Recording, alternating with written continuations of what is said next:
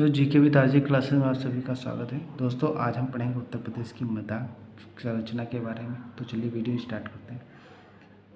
सबसे पहला हमारा क्वेश्चन है, यह जो है उत्तर प्रदेश को हम गंगा यमुना का मैदान भी कहा जाता है। ठीक है, ये गंगा यमुना का मैदान प्लीस्टोनोसीन युग से जो है माना जाता है। गंगा यमुना के मैदान में मुख्यतः पाई जाती कौन सी मिट्टी जालोढ़ मृदा पाई जाती है। जालोढ़ मृदा भी दो प्रकार की होती है। कौन? नवीन होती है, प्राचीन होती है। नवीन जालोढ़ मृदा को क्या कहते हैं? खादर कहते हैं। वो पुरानी जो प्राचीन जालोढ़ मृदा होती है उसे बांगर मृदा भी कहते हैं। ठीक है, स्थानीय भाषा में नई जालोढ़ को बलुआ मटियार या मटियार दोमट कहा जाता है। और नई जालोढ़ मृदा कौन होती है? खादर मृदा होती है। फिर स्थानीय भाषा में पुरानी जालोढ़ को उपहार, दोमट आदि नामों से भी जाना जाता है। पुरानी जालोढ़ मृदा किस नाम से जानी जाती है? बांगर मृदा के नाम से जानी जाती है। जालोढ़ मृदा का निर्माण कहाँ हुआ है? तो जालोढ़ मृदा का निर्माण क्रॉप, कीचड़ व बालू से होता है। फिर देख लेते हैं, जालोढ़ मृदा में पोटास एवं चूना की अधिकता तो पाई जाती है, लेकिन इसमें कमी भी पाई जाती है। किस तत्व की कमी पाई जाती है? फास्फोरस, नाइट्रोजन व जैव तत्व की इसमें कमी पाई जाती है।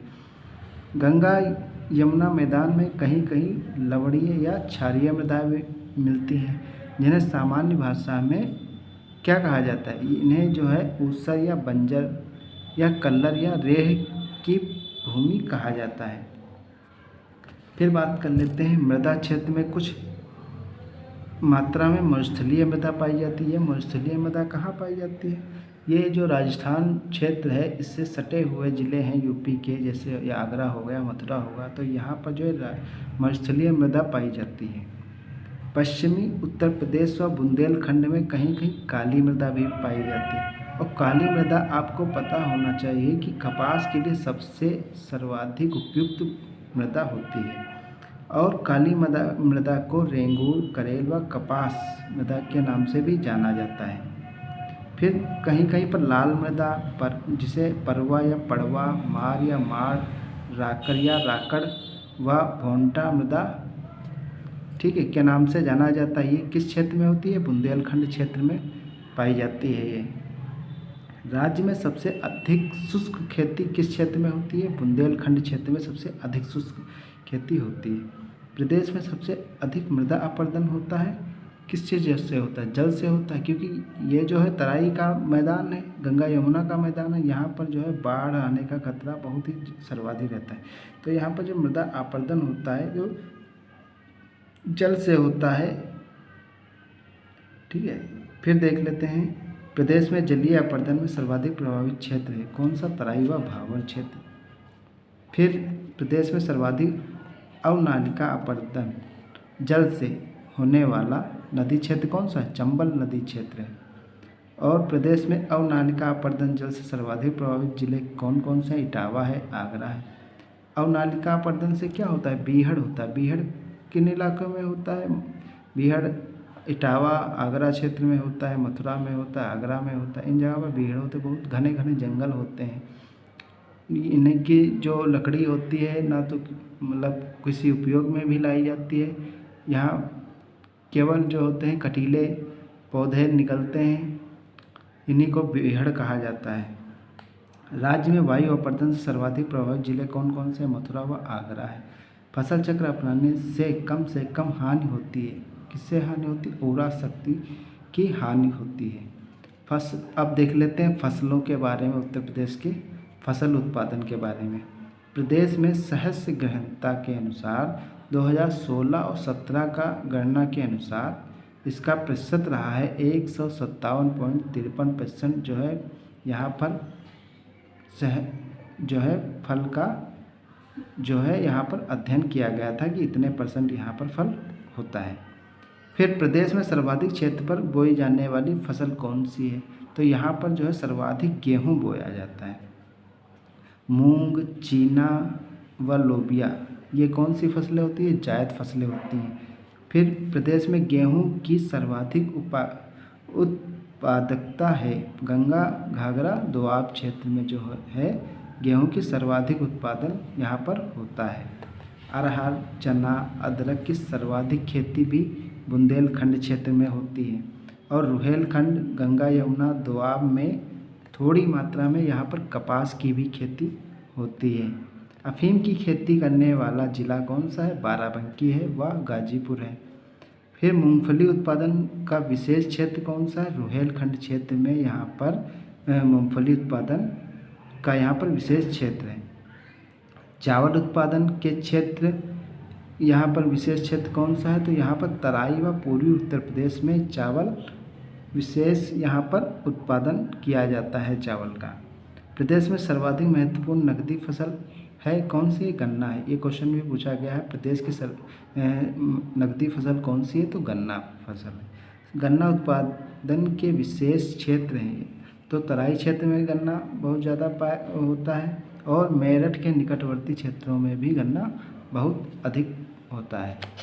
फिर बात कर लेते हैं, राज्य में गन्ना उत्पादक जो है कितने जिलों में होता है? तो प्रदेश के 44 जिलों में गन्ना उत्पादक होता है। और राज्य में गन्ना उत्पादक कुल परिक्षेत्र कितने हैं? 9 परिक्षेत्र हैं। राज्य में कुल सरकारी गन्ना विकास समितियां कितनी हैं? तो 169 यहाँ पर गन्ना विकास समितियां हैं।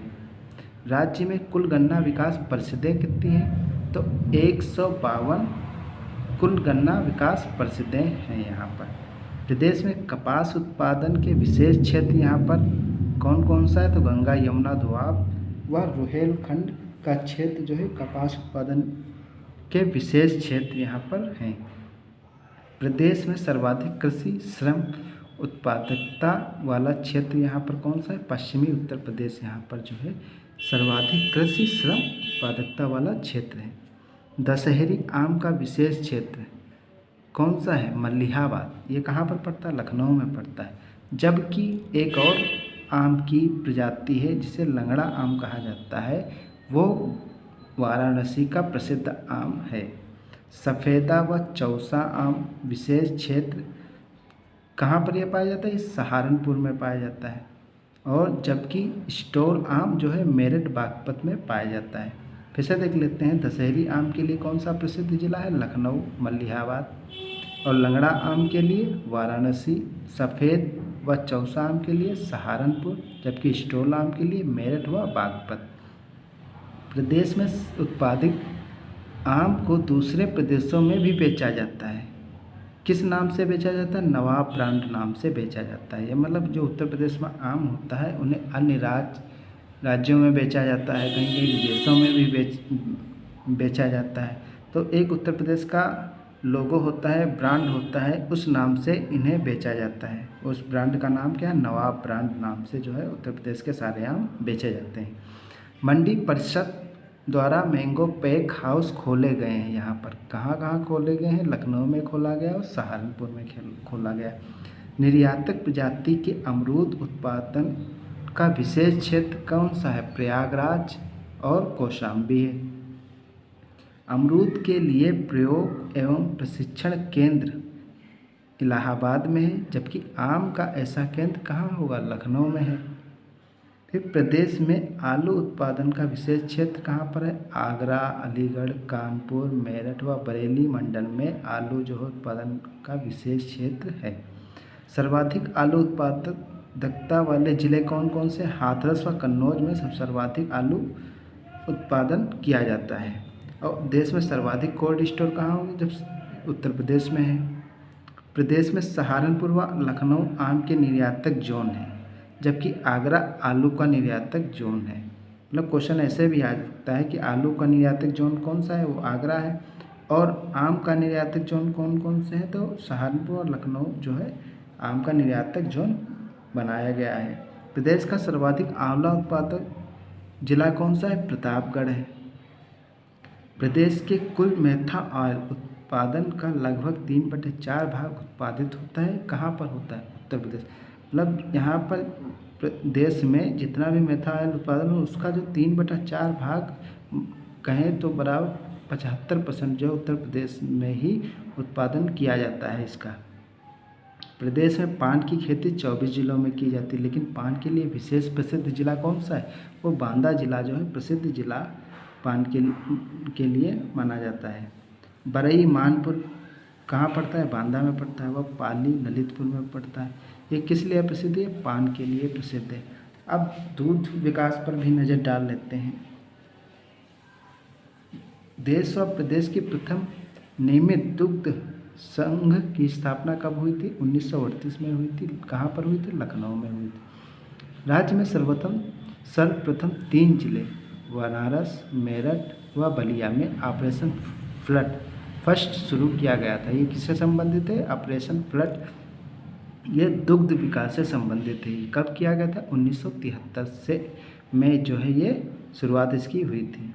राज्य दुग्ध परिषद की स्थापना कब की गई थी? तो 1976 में राज्य दुग्ध परिषद की स्थापना की गई थी। प्रादेशिक कोऑपरेटिव डेयरी फेडरेशन की स्थापना की गई थी। कब? 1962 में। प्रदेश में गौपालन को बढ़ावा देने के लिए 1999 में स्थापित की गई है। उत्तर प्रदेश गौ सेवा आयोग की जो है यहाँ पर स्थापना की गई थी। गौपालन क्या है? ये दुग्ध से संबंधित है। भैंस या किसी भी नस्ल की गायों के सर्वाधिक दुग्ध उत्पादकों हेतु गोकुल पुरस्कार की शुरुआत की गई है।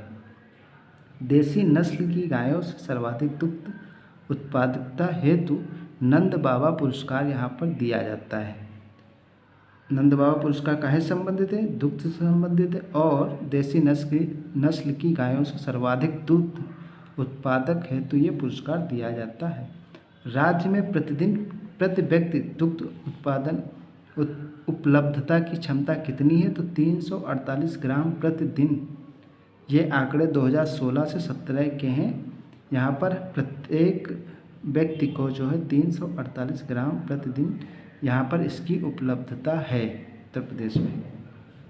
फिर बात कर लेते हैं कृषि योजनाओं की और यहाँ पर कार्यक्रम कौन कौन से चलाए गए कृषि से संबंधित। तो 2013 में प्रख्यापित नई कृषि नीति में राज्य में कृषि विकास दर का लक्ष्य 5.1% वार्षिक यहाँ पर रखा गया। प्रदेश में चकबंदी योजना कब से लागू है? तो 1954 से प्रदेश में चकबंदी योजना लागू है।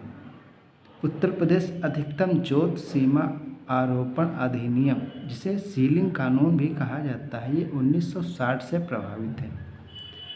एंटी भू माफिया टास्क फोर्स का गठन 8 मई 2017 को किया गया था।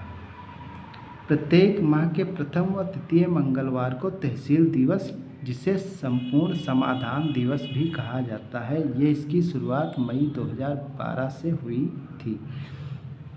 आईटीसी कंपनी द्वारा प्रदेश के 51 जिलों में स्थापित की गई है 2000 ई चौपालों की व्यवस्था की गई। प्रदेश में राज्य कृषि उत्पादन मंडली परिषद की स्थापना 1973 में की गई थी। वर्तमान में मंडी परिषद के तहत प्रदेश में कृषि विज्ञान केंद्रों की संख्या 87 है। वर्तमान में प्रदेश में विनियमित मंडियों व उप मंडियों की संख्या कितनी? 251। उप मंडियों की संख्या 375 है। मंडी परिषद के तहत वर्तमान में प्रदेश में क्रियाशील हैं कितने? 4 किसान बाजार यहाँ पर जो है क्रियाशील हैं। किसान रथ योजना की शुरुआत, यानी दूर के किसानों को विविध जानकारी हेतु 2010 से 2011 से इस योजना की शुरुआत की गई थी। किसान मित्र योजना की शुरुआत, किसान मित्र योजना जो कृषि संबंधित है, इसकी शुरुआत 18 जून 2001 से की गई थी। किसान बही योजना, यानी जिसे जोतों की जानकारी हेतु 1992 से इसकी शुरुआत की गई। किसान क्रेडिट कार्ड योजना की शुरुआत 1999 से 2000 से की गई थी। राष्ट्रीय कृषि व मौसम आधारित फसल बीमा योजना की शुरुआत 14 फरवरी 2014 से की गई। फिर देखते हैं आगे।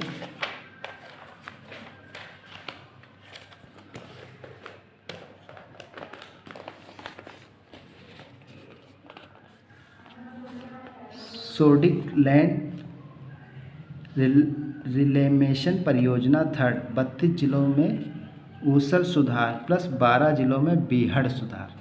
इसकी शुरुआत 2009 से 2018 तक की गई थी। आम आदमी बीमा योजना, जो कि 18 साल से 59 साल वर्ष भूमिहीन मुखिया के नाम पर की जाती है। इसकी शुरुआत 1 नवंबर 2008 से की गई थी। राष्ट्रीय खाद्य सुरक्षा मिशन किससे संबंधित? फसलों की असमानता को दूर करने के लिए। इसकी शुरुआत 2007 से की गई। राष्ट्रीय किसान वृद्धावस्था पेंशन योजना, जो 60 वर्ष से ऊपर हैं बीपीएल परिवार वाले, इन्हें 500 रुपया प्रति माह दिया जाता है। इसकी शुरुआत 2003 से की गई। आइसोपोम योजना, जो कि दलहनी, तिलहनी आदि हेतु अलग से इसकी शुरुआत की गई 2004 से 5 के मध्य। फिर राष्ट्रीय खाद्य बैंक योजना की शुरुआत 2007 से की गई। समेकित बंजर भूमि विकास कार्यक्रम चलाया गया 1991 से 92 के बीच में। हर्बल गार्डन योजना, ठीक है, हर्बल गार्डन योजना क्या है? ये लुप्त हो रही औषधि पौधों को बढ़ावा देने के लिए इसकी शुरुआत की गई थी। इसकी शुरुआत 2002 से 2003 में की गई थी। 2014 से 15 में एकीकृत बागवानी विकास मिशन योजना की चलाई जा रही है। यह 45 जिलों में चलाई जा रही है। उत्तर प्रदेश खाद्य प्रसंस्करण उद्योग नीति प्रख्यापित की गई 2012 से। उत्तर प्रदेश आलू विकास नीति प्रख्यापित की गई 2014 से। प्रदेश में आलू का निर्यात किया जाता है, ताज ब्रांड नाम से किया जाता है यहाँ पर आलू का निर्यात। ठीक है दोस्तों, तो ये थे कुछ महत्वपूर्ण फैक्ट। आगे की वीडियो देखने के लिए आप हमारा चैनल को सब्सक्राइब कर लें, साथ ही साथ नोटिफिकेशन बेल को ऑन कर लें। धन्यवाद दोस्तों।